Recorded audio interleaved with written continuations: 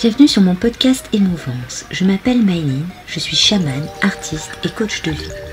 Je suis là pour vous aider à trouver votre soi, aller à la recherche de vous-même.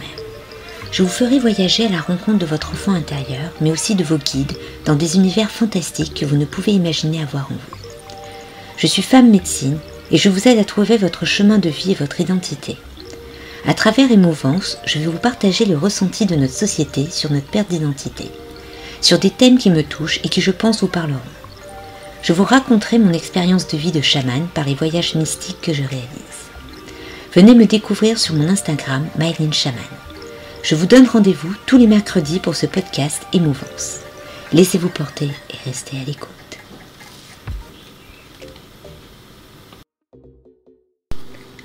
Après la découverte de ce jumeau maléfique, l'hypnose et l'aventure de Maëline continua. Elle pleurait toujours la perte de son frère. Allongée dans ses nuages cotonneux, elle se trouvait en compagnie de cette chouette effraie du début de son voyage, celle avec des taches rousses, mais aussi par un cerf, qui avait créé une bulle de protection tout autour d'elle. Se sentant triste et perdue, elle devint une chouette effraie d'une blancheur d'un blanc lumineux et décida de s'envoler et de quitter ce lieu.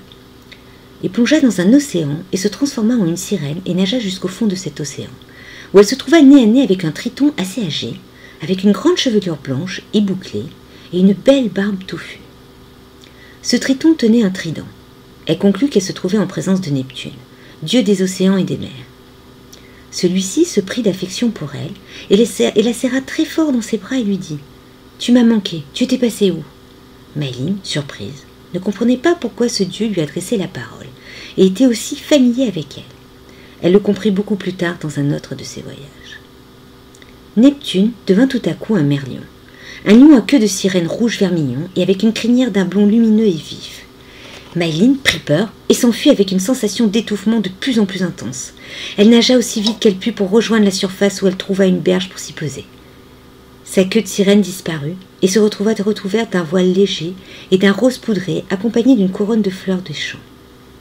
Elle était devenue une nymphe.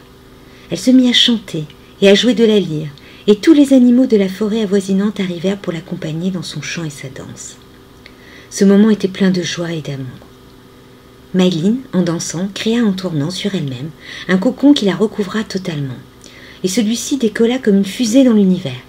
Ce cocon s'arrêta et se mit à flotter, puis s'ouvrit pour laisser un papillon majestueux et multicolore en sortir. Hélas, ce papillon fut attiré par le soleil et se consuma.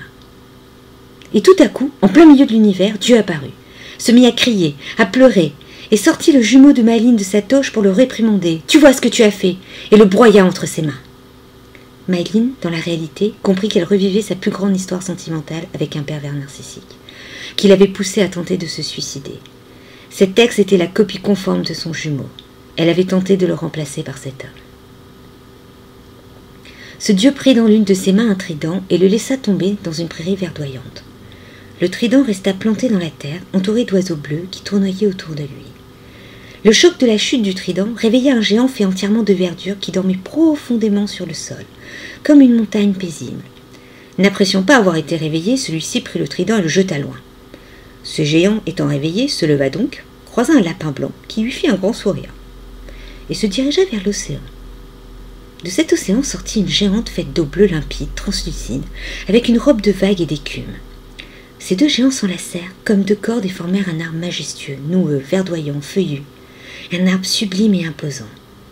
Et tout à coup, l'air prit feu, tout autour de cet arbre, et donna naissance à un champ de fleurs qui recouvra l'ensemble du sol. Et le vent se transforma en une géante faite d'air, de nuages, d'alizés, et enlaça l'arbre comme un tourbillon, et se retrouva enceinte. Le lapin blanc, tranquillement, s'approcha de l'arbre et s'y installa pour y devenir le gardien. La géante du vent, tenant son ventre comme une perle rare, rentra dans l'océan. Elle devint écume, et ne restait plus que cette bulle, cette perle géante qui se posa au fond de l'océan dans un coquillage doré et rosé qui se referma sur elle. Et au moment de cette fermeture, des sirènes et des tritons arrivèrent et se mirent tout autour pour la garder. Heureusement, car une brume noire géante portant une couronne dorée s'approcha pour essayer de capturer le coquillage, mais les sirènes et les tritons firent volte-face. Et la brume sombre, noire, ténébreuse disparut. Le coquillage s'ouvrit et la perle avait disparu. À la place, on y trouva un cube avec un visage difforme à la Picasso. les sirènes prirent ce cube et le remonta au plus vite à la surface. Ce cube, c'est Maëlyn. On la pose sur la berge. Elle retrouve un corps, mais toujours pas son visage. Les animaux sont de retour autour d'elle, chantent, dansent. Mais Maëlyn ne voit pas tout ça. Elle s'obstine et crie qu'elle veut un vrai visage et voir. Et pour la peine, par ses cris et cette souffrance enfouie en elle, elle se retrouve avec un corps squelettique et un visage avec un œil de cyclope. Pour Maëlyn, c'est trop. Elle pleure, panique, veut disparaître, se cacher. Donc elle creuse dans le sol pour s'enterrer. C'est à ce moment-là qu'elle vivait aussi son problème alimentaire. Et à force de creuser, elle crée un tunnel qui la conduit à une salle funéraire. Elle se retrouve face à Horus, dieu du ciel, à tête de faucon, qui se tient devant un sarcophage. Il lui demande de poser ses mains sur le sarcophage et lui dit « Tu veux voir, tu verras, rentre dans ce sarcophage. » Maëlyn ne se pose même pas de questions et exécute. Elle s'allonge à l'intérieur, et Horus referme le couvercle. De la lumière blanche, jaune, lumineuse, éblouissante recouvre le sarcophage. Maëlyn brise le sarcophage. Elle en sort en Isis avec une tête de chouette effraie. Elle dit « Je ne vois toujours pas, mais je vois au-delà. » Maëlyn remercie et repart par le tunnel. Elle en sort en petite fille, la même qu'au début, blonde et avec des tresses, avec sa petite robe bleu ciel, mais cette fois-ci avec une tête de chouette. Et elle tient une ficelle qui sort aussi du tunnel. Elle tire dessus et un pan sort en lui criant « Ça suffit, coupe ça, tu n'en as pas besoin, et va-t'en !» Par l'effet de surprise, Maëlyn devient totalement une chouette effraie. Celle toute blanche s'entache et s'envole vers le soleil. Et en tournant la tête, elle réalise qu'elle n'est pas toute seule, qu'elle est accompagnée de 2 aigles, un tout blanc et un royal. Tous les 3 se posent sur une branche de l'arbre, le bel arbre majestueux qu'elle avait vu tout au début. Et Maëlyn se retrouve, elle, dans un nid. Elle est triste et devient un œuf. Maëlyn, par ce couple d'aigle et ce nid, elle représentait ses parents et elle. Elle était revenue au point de sa procréation. L'hypnose régressive avait marché, mais avec son univers à elle. À partir de cet œuf, elle vivra un moment d'une de ses vies passées, mais ça, c'est une autre histoire. Après cette vie passée, elle redevient cette chouette et vole avec d'autres chouettes. Toutes se posent sur des branches et se présentent.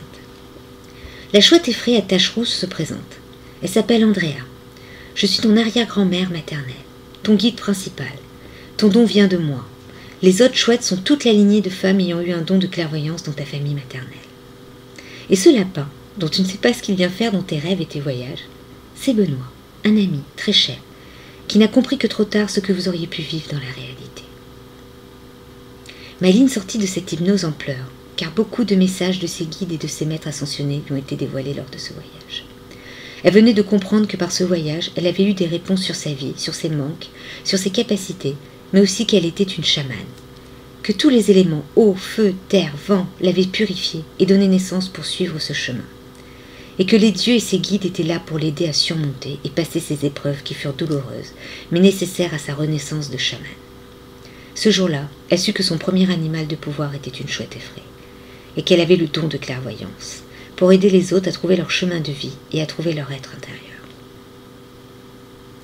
J'espère que ce podcast vous a plu, donc n'hésitez pas à liker, partager, vous abonner, mettre des cœurs. Si vous êtes intéressé, n'hésitez pas à me suivre sur mes pages Instagram et Facebook sous le nom de Maëlyn Chaman. À tout voyage hypnotique ou même méditatif, vos guides et votre soi vous laissent des messages pour que vous puissiez avancer sur la bonne voie. Si vous souhaitez en savoir plus sur vous-même, sur votre état psychique, émotionnel et karmique, contactez-moi. Car par les voyages du tambour, vous aurez beaucoup de réponses, et par votre totem aussi, car vous dirigera sur ce que vous devez améliorer chez vous. Donc n'hésitez pas. Et je vous dis à la semaine prochaine pour de nouvelles aventures.